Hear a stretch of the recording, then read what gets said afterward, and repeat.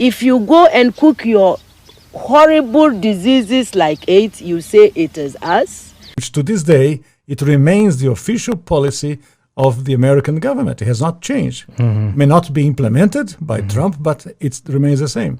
That the purpose of the foreign policy in Africa was to reduce the population. So to give aid to countries in Africa, not clean water and schooling and things like that. You didn't mind being a member of a military government. I won't answer. The thing is that, as far as I'm concerned, since we met you people 500 years ago, look at us. We've given everything. You are still taking. It's true. I mean, where will the whole Western world be without Africa? Our cocoa, our timber, our gold, our diamonds, our platinum, our whatever.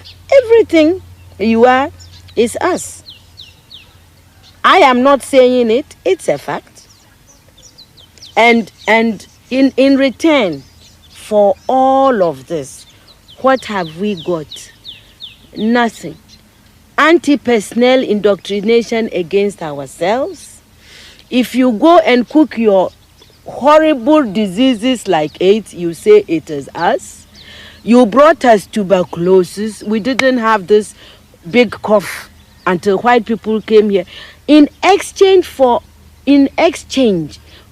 Africa giving Europe 500 solid years of our people, I mean not Europe, the Western world, of our human beings to work your canes, to dig your gold, to take in gold itself, diamond, I mean, you know, fish, peanuts, palm oil, everything. In exchange for that, we have got nothing. Nothing. And you know it. Nothing. And you look upon, you know, white folks look upon us like monkeys. It is true. It's in your literature. Hey, you know, some of your best thinkers have said this about us. Have you heard of all these Germans? Have you heard? Okay. Yes. They said, Lord Burton, yes. People like that, they said, we don't even have the brain of animals. That's what we've got from you people. But don't you think that this is over now? Over where? Is it over? Who said that AIDS came from the green monkey? Is it over? Is it over? Well, if this is your impression, do you think that you can ever forgive us? It's not a question of forgiveness. I have nothing against you. My point is that you did and you are doing for your survival what is necessary. We can't blame you for that. The fact that we didn't do enough for our own survival and we are still not doing enough for our survival, that is not your problem. You know, even everybody that God has created has a sense of survival. You know, and if we don't develop it, we can't blame white people. You came here because you needed these things. You took gunpowder from the Chinese. You needed them to shoot people. Do you consider AIDS as a new form of colonization? Of course. Why? That's why. You know, my people, the Akans, we have a proverb. It says that good morning, thank you is never enough to salt anybody's food forever. You cannot build your life on thank you, morning, thank you, English, thank you, God. You know, which is what aid makes, you know, we are always receiving. Nobody, look, and I don't care who hears, nobody anywhere in this world is going to send you their best of anything. Do you see? Neither the experts nor people, you give us what you can afford.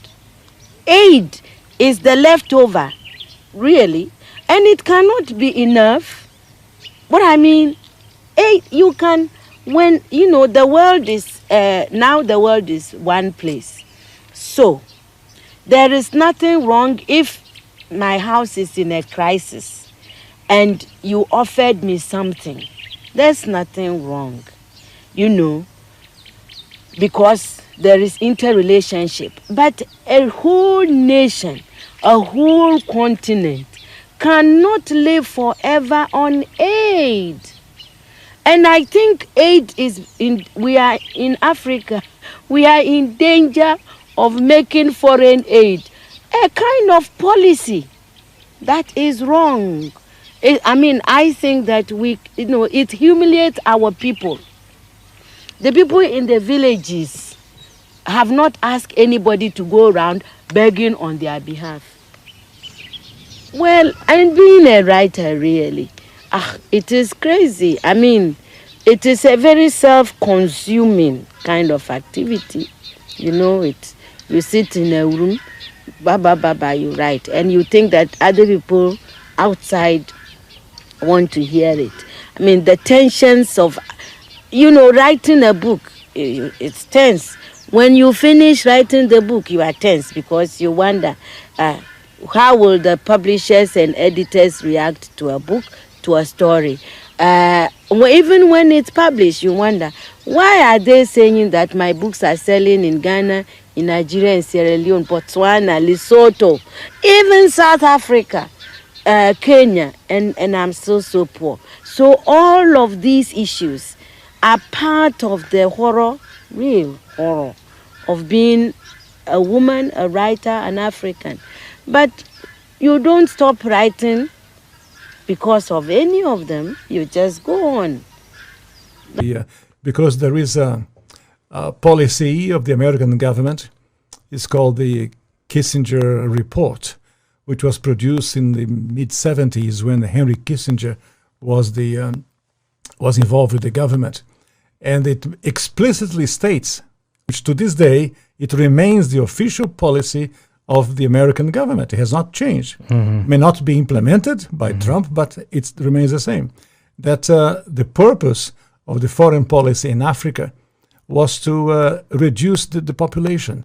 So to give aid to countries in Africa, not clean water and schooling and things like that, but contraception and abortion, in order to shrink the population of Africa because they have great mineral resources there. That sounds diabolical. It is, yes. That sounds like something conceived in the mind of Margaret Sanger. Yeah, definitely.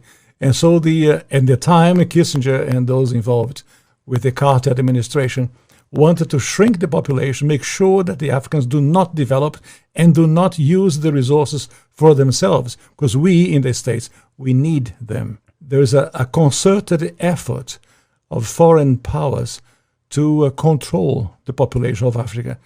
Africa is a huge continent, could feed thousands of more people, but the policies of the West, especially in Europe. For example, between 1990 and the year 2000, the United States, Canada, and Europe contributed about $6 billion in contraceptives, not to help the people, not to give clean water, clean food. That is not to fight malaria, for example. No, of course, perish the thought. Never let them die. That's the whole idea. So, in our work in HLI, we denounced this reality to make the Africans aware that they have to defend themselves against the influence of foreign powers. Is it just the United States, or do you believe that China is also playing a role in jockeying for the resources of Africa? China is playing a major role because China is buying property in Africa. For example, in Mozambique, which is a Portuguese-speaking language country, when Portugal was in charge of Mozambique, they used to export rice. Now they are importing rice from China because they cannot produce. The socialism has wrecked the production of rice. And the Chinese come and buy farms.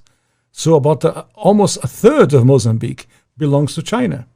So I was in other countries of Africa, it's the same reality. In South Africa, the Chinese are buying property, buying land in Africa.